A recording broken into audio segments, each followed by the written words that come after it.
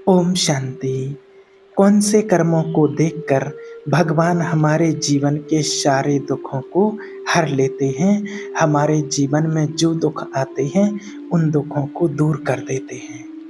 तो देखिए, हमारे जीवन में जब भी दुख आते हैं तो हम भगवान को पुकारते हैं कि भगवान हमारे इन सभी दुखों को हर लो। कई बार होता है कि हमारे जीवन में कई सारे दुख इकट्ठे एक साथ इतने आ जाते हैं कि हमारा भगवान के ऊपर से भी विश्वास उठने लगता है। हम कहते हैं कि भगवान हमारा साथ नहीं देते हैं, या भगवान हमारे दुखों को ख़त्म नहीं करते हैं, या भगवान हमारे दुखों को हरते नहीं हैं। हम भगवान को हर हर महादेव कहते हैं, लेकिन देखिए, भगवान भी आपके दुखों को कब दूर करेंगे, भगवान हमारे जीवन से दुखों को कब हरेंगे? जब हम अपने दुखों को स्वयं खत्म करने की कोशिश करेंगे, जब हम चाहेंगे, तब वो भगवान भी चाहेगा कि आपके जीवन से दुख दूर हो जाए।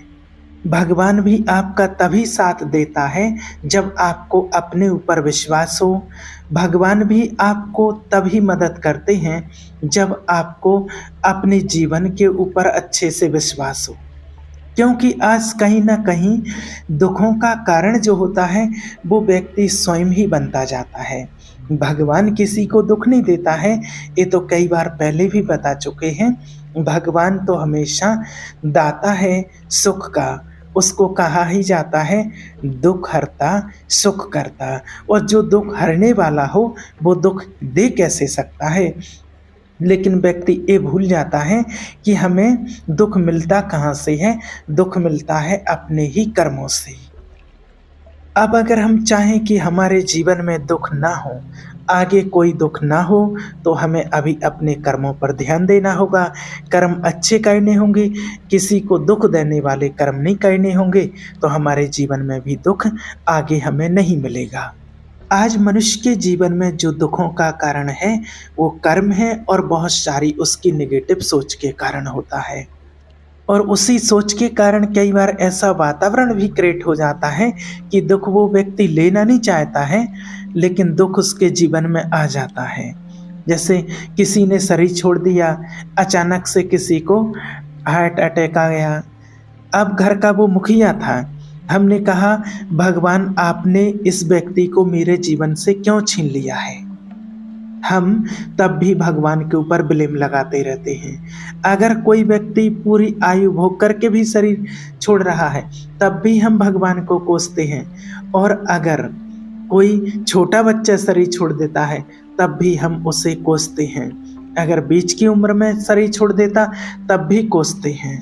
अब आप एक चीज बताइए कि भगवान ऐसा करेगा क्या?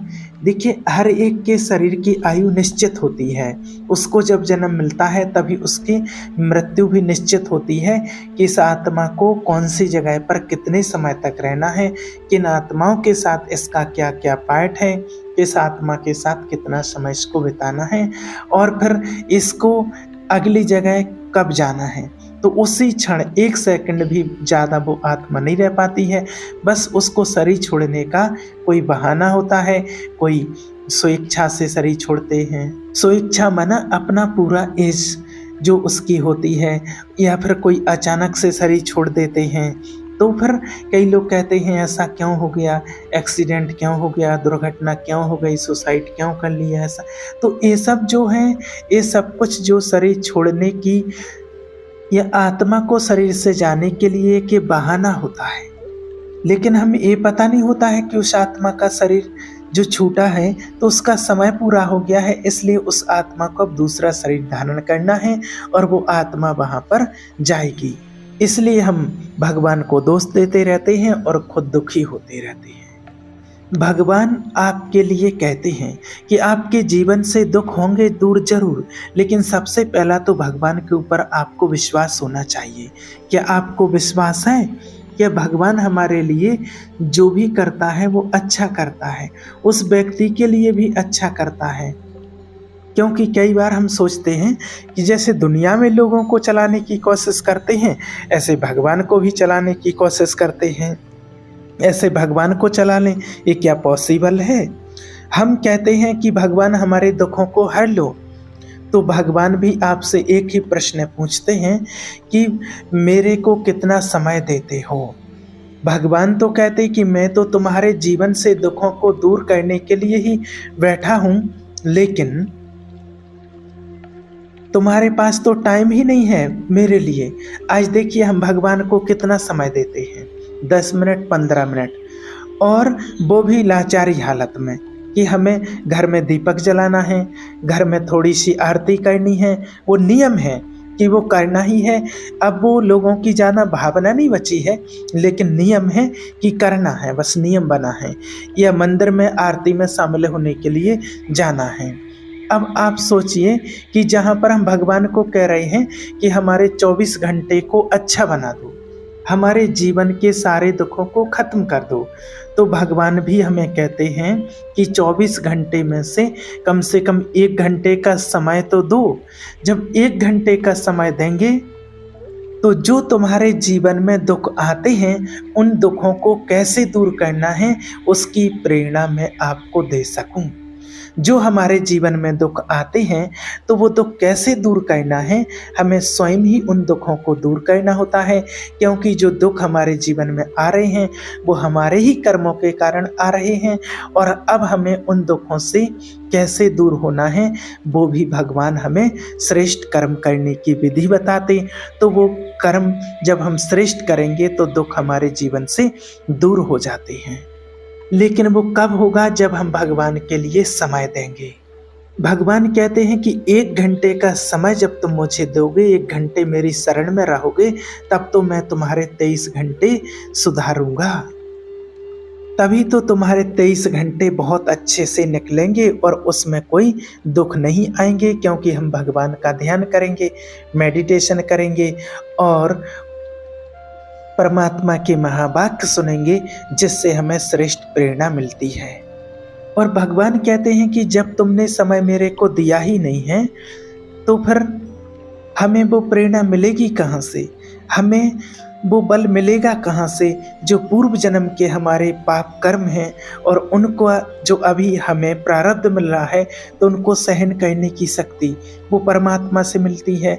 और आगे के लिए हमें श्रेष्ठ कर्म करने की शिक्षा विधि वो परमात्मा से मिलती है। लेकिन अगर उसके लिए हम समय नहीं देंगे, तो वो सारी शक्ति, बल और विधि हमें कहाँ से मिलेगी, कैसे मिलेगी?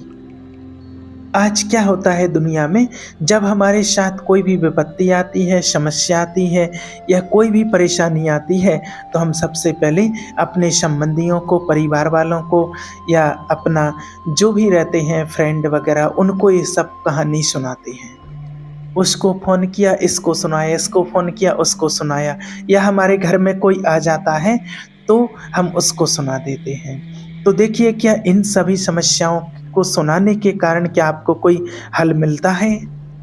क्या वो सारे व्यक्ति मिलकर के आपके दुखों को दूर कर सकते हैं? तो ऐसा करने से आपके दुख दूर नहीं होते हैं, खत्म नहीं होते हैं, बल्कि वो दुख और बढ़ जाते हैं, क्योंकि आपने अपने दुखों को दूसरे के साथ शेयर किया और दूसरा व्यक्ति जो होता है उसके पास भी दुख होते हैं, तो वो अपने दुखों को शेयर करने लग जाता है। तो क्या होता है, इधर भी दुख है और उधर भी दुख है, तो उस समस्या का समाधान तो कहीं नहीं हुआ है, तो और वो समस्या बढ़ती जाती है। अब जिसको हमने अपने दुख सुनाए हैं, अब उसके वहाँ तक वो बात पहुँच गई है, अब वो व्यक्ति वहाँ से आपको वाइब्रेशन भेज रहा है, अरे वो बार बार याद कर रहे हैं, आपका बेटा है, बेटी है, माँ बाप कोई भी है, कोई खास आपका फ्रेंड है, कोई भी, अब वो वहाँ से आपको वाइब्रेशन क्रिएट कर रहे, अरे वो दुख में हैं, आज उनको ये समस्या है, आज उनको फीवर है, आज उनके दर्द है, इस पैर में पेन, सिर में, ये सब कुछ है, तो वो वहाँ से वाइब्रेशन आ रहे हैं। तो वो ख़त्म होने की जगह क्या हो रहा है, और दुख बढ़ रहा है। जीवन की कोई भी समस्या है तो वो आप जो उनको बता रहे हैं, तो वो वैसे ही और वहाँ से दुख क्रिएट कर रहे हैं। से आप मान के चलो, कोई बहू है ससुराल में है, माना कोई भी बेटी ससुराल में है, उसने अपने माँ बाप को बताया कि मैं ऐसी परेशानी में हूँ, यहाँ ये दिक्कत है, ये प्रॉब्लम है, तो उसको क्या है, सुनाने से वो उसका सॉल्यूशन तो ज़्यादातर नहीं कर पाते हैं लोग, लेकिन वो वहाँ से बैठे बैठे चिंतित होते रहते हैं और उसको वो नेगेटिव थॉट्स भेजते रहते हैं, अरे कैसे होगा, उसके जीवन में क्या होगा, इतनी परेशानी, ये समस्याएं।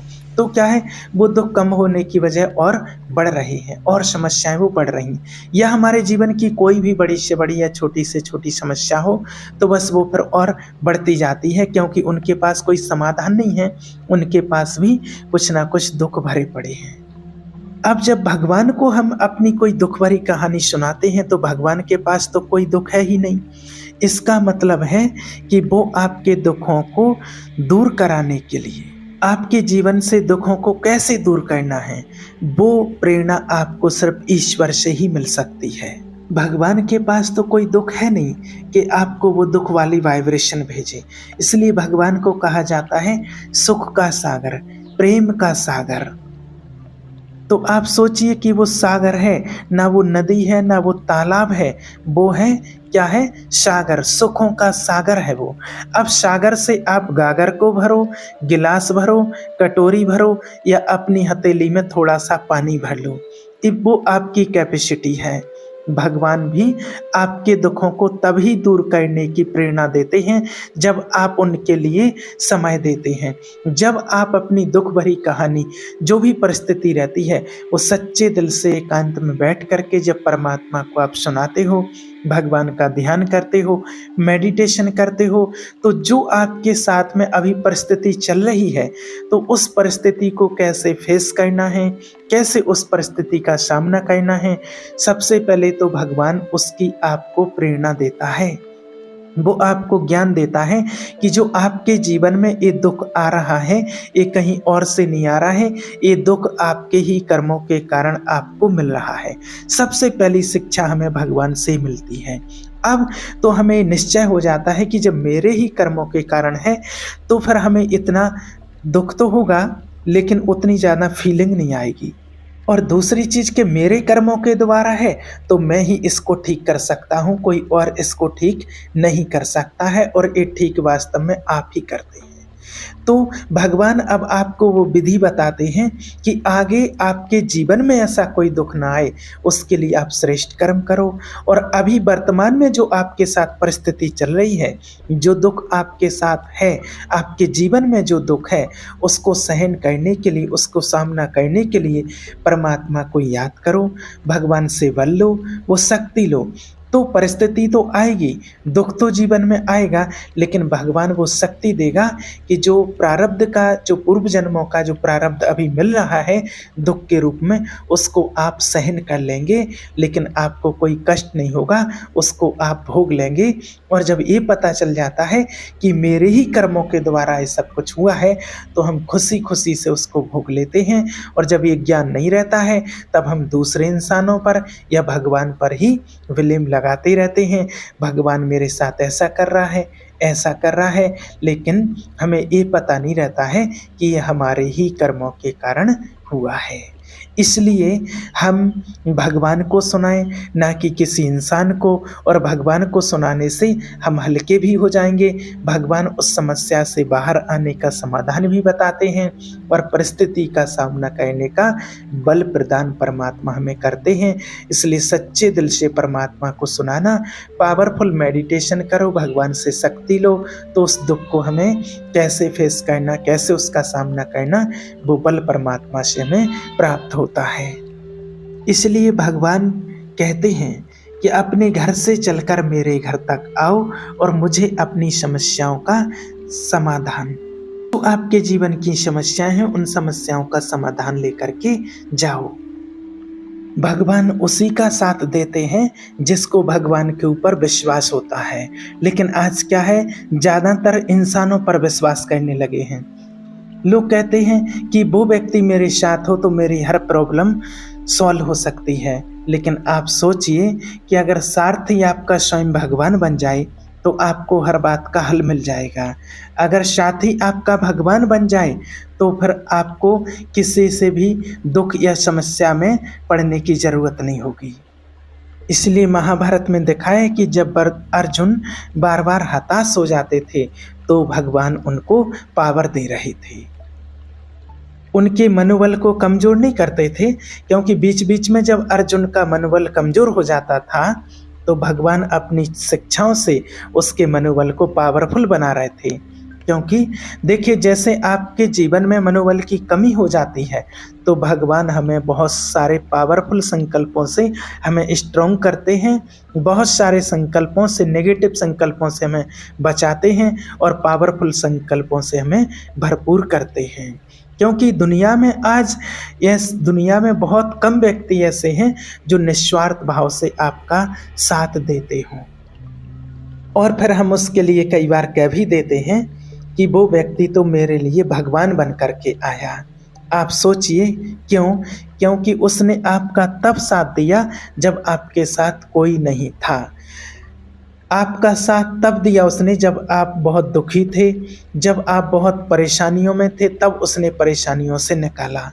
तो आप सोचिए कि भगवान भी आपके जीवन की रक्षा करने के लिए हमेशा से तैयार हैं। लेकिन बस हमें भगवान को याद करने की, उसको टाइम देने की ज़रूरत है। जब हम भगवान के घर में जाएंगे, परमात्मा को याद करेंगे, अपने मन की बातें परमात्मा को बताएंगे, मेडिटेशन करेंगे, परमात्मा से शक्ति लेंगे, तो भगवान कहते हैं कि आपके दुख खुद ब खुद दूर हो जाएंगे। ओम शांति।